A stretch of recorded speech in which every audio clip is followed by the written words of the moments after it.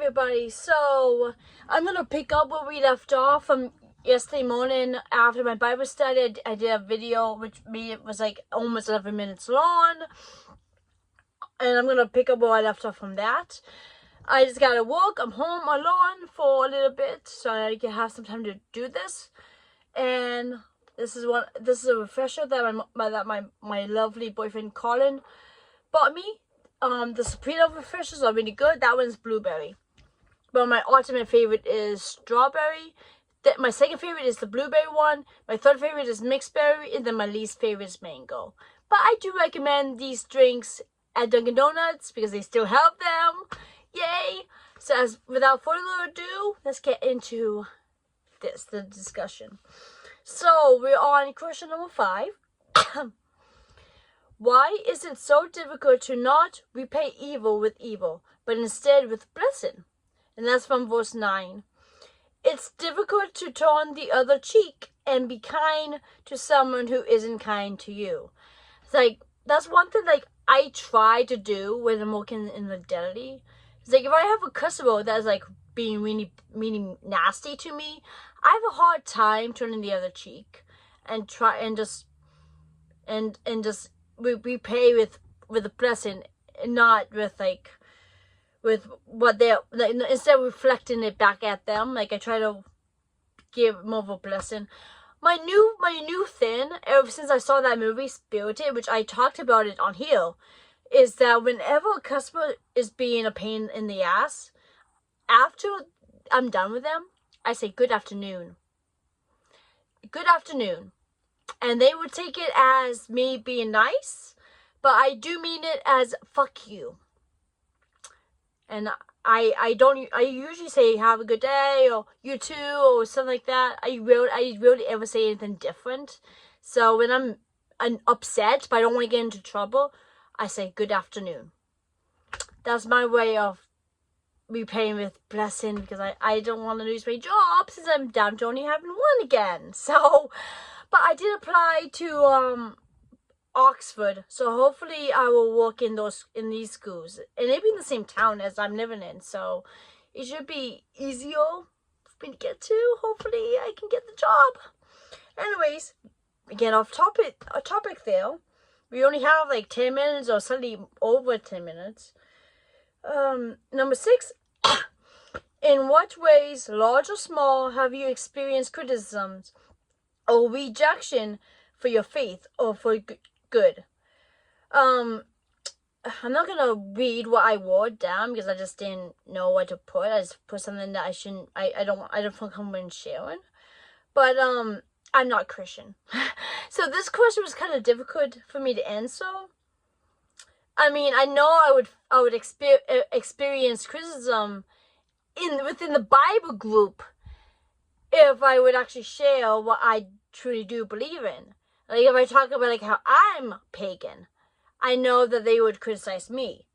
So I think it's kind of hypocritical for Christians for like it's all about me and all that stuff. It's like they were shareable when they experience criticisms based on their own faith, but then they criticize other people based on their faith.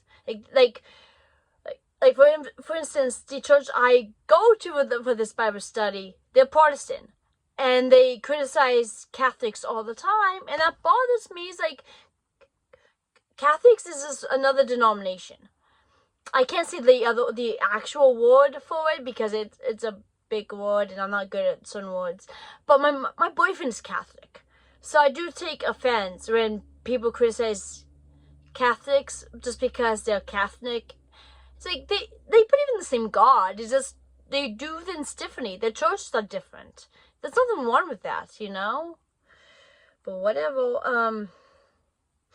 But yeah, and I know that like people that don't understand about Wicca or paganism, they might reject me, and I honestly don't care. I just go with groups of people that do accept me for who I am. And with Colin, like being Catholic, I know that like they will probably reject him too, just because he's a different denomination, which is not right. But yeah, And number 7, what is the reason for the hope in you? From verse 15. And I just wrote down, I'm seeing the good. So I try to see the good in people. I rarely dislike anyone unless they give me a reason to not like them.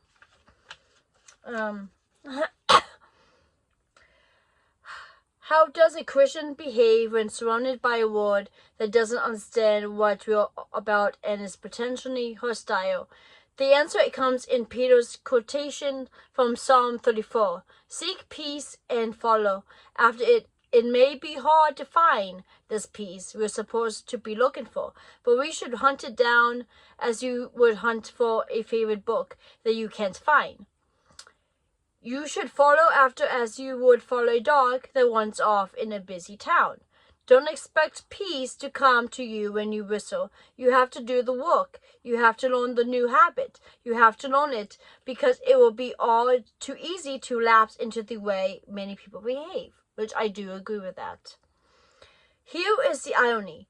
Christians are supposed to stand out as distinctive, but when we do and are mocked or criticized for it, we are tempted to mock and criticize right back. And then we are no longer distinctive because we are behaving just like everyone else. The new habits of heart and life are to be learned in the comparatively safe environments of the church itself, verse 8, so that they can then be practiced and applied in the wider world, verse 9 and verses 12 to 16. Number 8, read 1 Peter 3, 17 to 22.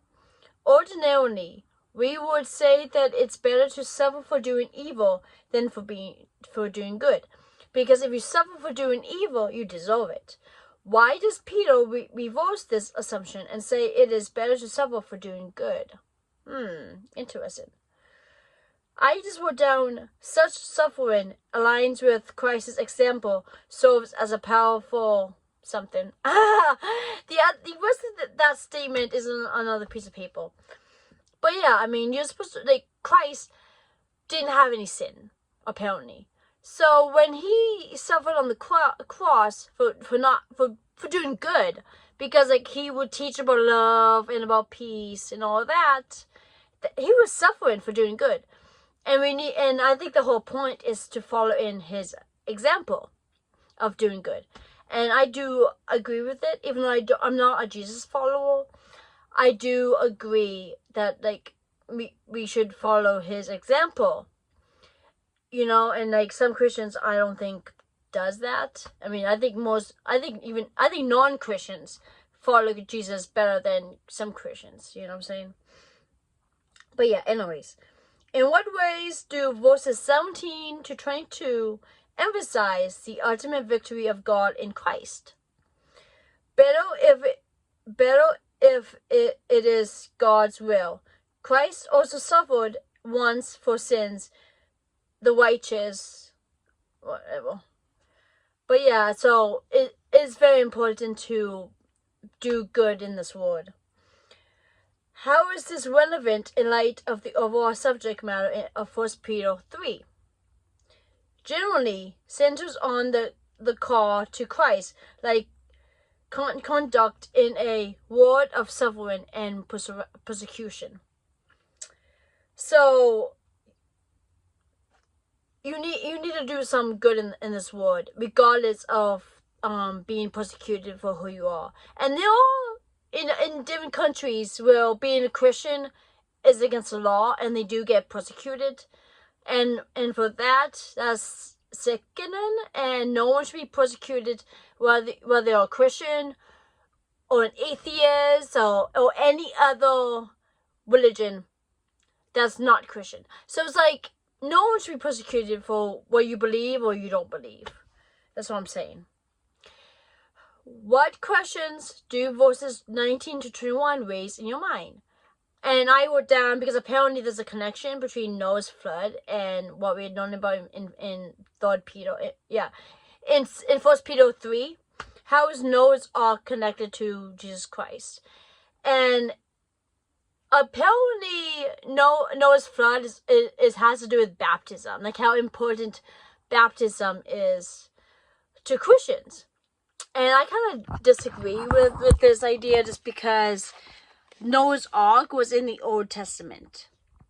And the way I see it, Christians appropriated another religion and added stuff to make their own religion, to become a religion.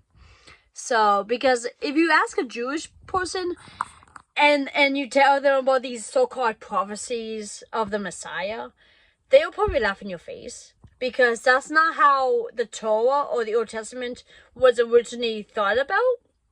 It just been added to by the New Testament. And now I'm almost at 11 minutes again, so I'm gonna stop talking, and I will resume this in another video. Bye, everybody. See you later. Bye, everybody. Take care.